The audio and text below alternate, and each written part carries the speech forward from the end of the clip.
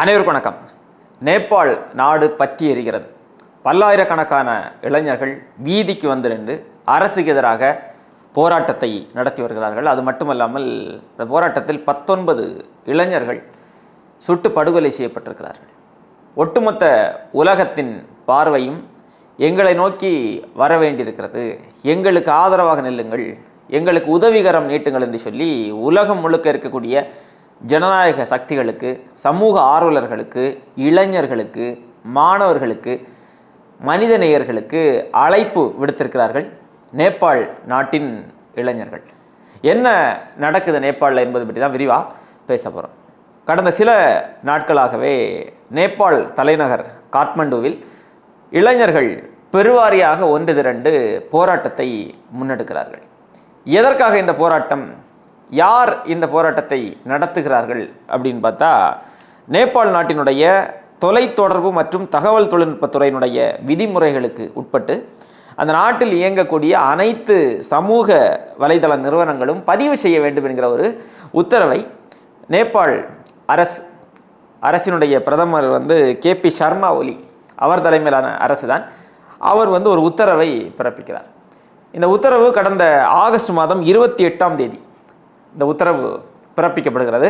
அந்த நாளிலிருந்து 7 நாட்களுக்குள் பதிவு செய்ய வேண்டும், இல்லை என்றால் இந்த சமூக வலைதளங்கள் எல்லாமே முடக்கப்பட்டுவிடும், இங்கே செயல்பட முடியாது நேபாளில் என்கிற உத்தரவு பிறப்பிக்கப்படுகிறது. இந்த உத்தரவு பிறப்பிக்கப்பட்டதுமே பெரிய அளவிலே எதிர்ப்பு கிளம்புகிறது. குறிப்பாக இளைஞர்கள் அதிக அளவிலே எதிர்க்கிறார்கள். 7 நாட்கள் கடக்கிறது. 7 நாட்கள் கடந்ததும் சமூக வலைதளங்கள் முடக்கப்படுகிறது. கிட்டத்தட்ட 26 சமூக வலைதளங்கள், ஃபேஸ்புக், வாட்ஸ்அப், எக்ஸ் தளம், இன்ஸ்டாகிராம் என்று சொல்லி தகவல்களை பரிமாறிக்கொள்ளக்கூடியதில் மிக முக்கியத்துவமான பங்கு வகிக்கக்கூடிய இந்த ஊடகங்கள், சமூக ஊடகங்கள் எல்லாமே நேபாளில் முடக்கப்படுகிறது. இந்த சம்பவம் நடந்ததுமே போராட்டம் வீரியம் எடுக்கிறது. நேபாள் தலைநகர் காத்மண்டுவில் நாடாளுமன்ற வளாகத்திலே மிகப்பெரிய அளவில் ஒன்று கூடுகிறார்கள் நேபாள் இளைஞர்கள். அதிலும் முக்கியமான செய்தி என்ன அப்படின்னா, ஜென்சி தலைமுறையை சார்ந்த இளைஞர்கள் தான் அங்கே குவிந்திருக்கிறார்கள். ஜென்சி தலைமுறையை சார்ந்த இளைஞர்கள் என்றால் 1997 முதல் 2012ஆம் ஆண்டு வரை இந்த காலகட்டத்தில் பிறந்த நபர்கள், இளைஞர்கள். இந்த காலகட்டம் தான் சமூக வலைதளங்களினுடைய வளர்ச்சி அதிக அளவிலே இருந்த காலகட்டம். இந்த காலகட்டத்தில் பிறந்த இளைஞர்கள் நீங்கள் பார்த்தீங்கன்னா எல்லாருமே இந்த சமூகத்தின் மீது கொஞ்சம் அக்கறை கொண்ட இளைஞர்களாக, தங்களை சுற்றி நடக்கக்கூடிய இந்த செய்திகளை எல்லாம் கவனிக்கக்கூடிய இளைஞர்களாக இருப்பார்கள். சூழலியல் சார்ந்து அக்கறை உள்ள இளைஞர்களாக இருப்பார்கள். இந்த அரசு செய்யக்கூடிய தவறுகளை எல்லாம் சுட்டிக்காட்டி அதை சமூக வலைதளங்கள் மூலமாக வெளிக்கொண்டு வரக்கூடிய இளைஞர்களாக இந்த பருவத்தை சார்ந்த இளைஞர்கள் இருப்பார்கள். இப்போ இவங்க எல்லாம் வீதிக்கு போராடுறாங்க. இவர்கள் வீதிக்கு போராடுவது உண்மையிலேயே இந்த ஃபேஸ்புக், வாட்ஸ்அப், இன்ஸ்டாகிராம் இது எல்லாவற்றையும் தடை செய்து விட்டார்கள் என்பதற்காக மட்டுமா என்று கேட்டால் அது அல்ல. அவர்களுடைய போராட்ட முழக்கம் என்ன அப்படின்னா, சமூக வலைதளங்களை நீங்கள் முடக்கி விட்டீர்கள், இந்த சமூக வலைதளங்களின் மூலமாகத்தான் நாங்கள் அரசுக்கு எதிரான எங்களுடைய கருத்துக்களை எல்லாம் பதிவு செய்து வந்தோம். குறிப்பாக நேபாள அரசினுடைய ஊழல், முறைகேடுகள், நிர்வாக சீர்கேடுகள், வாரிசு அரசியல் இது எல்லாவற்றையும் நாங்கள் சமூக வலைதளங்கள் மூலமாகத்தான் வெளிக்கொண்டு வந்தோம். குறிப்பாக வேலைவாய்ப்பின்மை, நேபாளில் இளைஞர்களுக்கு எந்த விதமான வேலைவாய்ப்பும் அங்கே ஆக்கப்பூர்வமாக உருவாக்கி தராத ஒரு அரசாகத்தான் இந்த அரசு இருக்கிறது என்று சொல்லி பல விமர்சனங்களையும் தொடர்ந்து சமூக வலைதளங்களின் மூலமாக வைத்து வந்தார்கள். இப்போ சமூக வலைதளங்களை முடக்கி இருப்பது என்பது எங்களுடைய குரல்களை நசுக்கக்கூடிய வேலை, கருத்து சுதந்திரத்தை முடக்கக்கூடிய வேலையாகத்தான் இந்த சமூக வலைதளங்களினுடைய முடக்கம் இருக்கிறது என்று சொல்லி ஒரு குற்றச்சாட்டை வைக்கிறார்கள். அது மட்டுமல்லாமல் இவர்கள் வீதிக்கு இப்போ அந்த இளைஞர்கள் போராடி இருப்பது என்பது சமூக வலைதளங்கள் மீதான அந்த தடையை நீக்க வேண்டும் என்கிற கோரிக்கைக்காக மட்டுமல்ல, மாறாக இந்த அரசு பதவி விலக வேண்டும், பிரதமர் ராஜினாமா செய்ய வேண்டும், அவ்வளவு முறைகேடுகள், ஊழல்கள், மோசடிகள் நடந்திருக்கிறது, இந்த ஊழல்களுக்கு எதிராக, மோசடிகளுக்கு எதிராகத்தான் நாங்கள் போராட்டத்தை நடத்துகிறோம் என்று சொல்லி களத்தில் நிற்கிறார்கள். இந்த போராட்டத்தில் இதுவரை 19 இளைஞர்கள் படுகொலை செய்யப்பட்டிருக்கிறார்கள். நீங்கள் பார்த்தீங்கன்னா மாணவர்கள் பள்ளிக்கூட சீருடையோடு போராட்ட களத்தில் நிற்கிறார்கள். இந்த போராட்டத்தை எல்லாம் பார்க்குறப்போ தமிழ்நாட்டில் ஜல்லிக்கட்டு மீட்பதற்கான போராட்டம் நடந்தது இல்லையா, தமிழ்நாடு முழுக்க இருக்கக்கூடிய இளைஞர்கள், மாணவர்கள் அணிதிரண்டு பெரும் போராட்டத்தை நடத்தினார்கள் இல்லையா, அது போன்ற ஒரு போராட்டமாக அந்த மண்ணில் மிகப்பெரிய போராட்டத்தை நடத்தியிருக்கிறார்கள் இளைஞர்கள். எந்த விதமான ஈவிரக்கமும் இன்றி, கருணை என்பது துளியுமின்றி போராடக்கூடிய இளைஞர்கள் மீது பலவிதமான தாக்குதல்களையும் அடக்குமுறைகளையும் ஒடுக்குமுறைகளையும் ஏவி விட்டிருக்கிறது நேபாள் அரசு. மனிதாபிமானம் என்பது துளியும் இல்லாமல் துப்பாக்கி குண்டுகளால் அந்த இளைஞர்கள் படுகொலை செய்யப்பட்டிருக்கிறார்கள். 19 பேர் மரணமடைந்திருக்கிறார்கள். 300க்கும் மேற்பட்ட நபர்கள் இளைஞர்கள் படுகாயம் அடைந்திருக்கிறார். ஒரு கட்டத்தில் இந்த போராட்டம் அவர்களுடைய போராட்டம் என்பது அறவழி போராட்டம் தான். ஜனநாயக ரீதியில் அறவழியில் அமைதி வழியில் ஆயுதங்கள் எதுவும் கைகளில் இல்லாமல் அவர்களுடைய போராட்டத்தை நடத்தினார்கள். அந்த போராட்டத்தை கலவரமாக மாற்றியிருக்கிறது நேபாள அரசு. ஒரு கட்டத்தில் இந்த செய்தி வெளியே வருகிறது.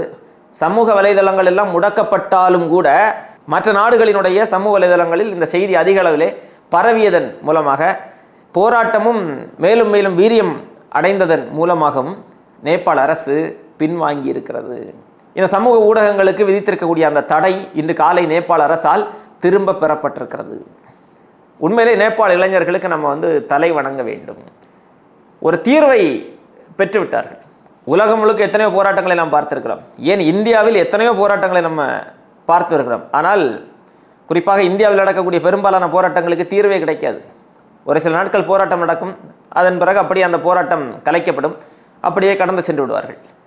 ஆனால் நேபாள் இளைஞர்கள் என்ன காரணத்திற்காக அந்த களத்தில் நின்று போராடுகிறார்களோ அந்த காரணத்தை, அவருடைய நோக்கத்தை அடையக்கூடிய இடத்திற்கு வந்து விட்டார்கள். சற்று முன்பு வந்திருக்கக்கூடிய செய்தி என்ன அப்படின்னா, நேபாள் நாட்டினுடைய உள்துறை அமைச்சர் ரமேஷ் லேகக் என்பவர் ராஜினாமா செய்திருக்கிறார். ஆனாலும் போராட்டக்காரர்கள் போராட்டத்தை கைவிடவில்லை. பிரதமர் ராஜினாமா செய்ய வேண்டும், நேபாள அரசு கவிழ்க்கப்பட வேண்டும், நீங்கள் கூண்டோடு இந்த அரசு பதவி விலக வேண்டும் என்கிற கோரிக்கைகளை முன்னிறுத்தி இன்னமும் நேபாளில் போராட்டம் தொடர்கிறது. நேபாள் இளைஞர்கள் நீதி கேட்டு உலகம் முழுக்க இருக்கக்கூடிய நம்மை போன்ற ஜனநாயக சக்திகளிடம் அவர்களுக்கான ஆதரவை கேட்கிறார்கள். அவர்களுடைய அழுகுரல் நீங்கள் காணொலிகளெல்லாம் பார்க்கலாம். எக்ஸ் தளத்தில் போய் பார்த்தீர்கள் என்றால் தெரியும். நேபாள் நாட்டில் நடக்கக்கூடிய அந்த போராட்ட காட்சிகள், இரத்த கரை வடிந்த அந்த காட்சிகளெல்லாம், சின்ன சின்ன பிள்ளைங்கெல்லாம் காயம்பட்டு கிடப்பதை பார்க்கிற போது வெறி வருது. வெறி. எல்லோரும் நேபாளுக்காக நாம் பேச வேண்டும், எல்லோரும் குரல் கொடுக்க வேண்டும். இந்த நேபாள அரசு என்ன சொல்லிச்சு? சமூக ஊடகங்களை தடை செய்ததற்கு காரணம் பதிவு செய்யலை. நாங்கள் 7 நாட்கள் கால அவகாசம் கொடுத்ததற்கு பிறகும் பதிவு செய்யவில்லை, அதனால்தான் நாங்கள் தடை செய்தோம் என்று தானே சொன்னார்கள்.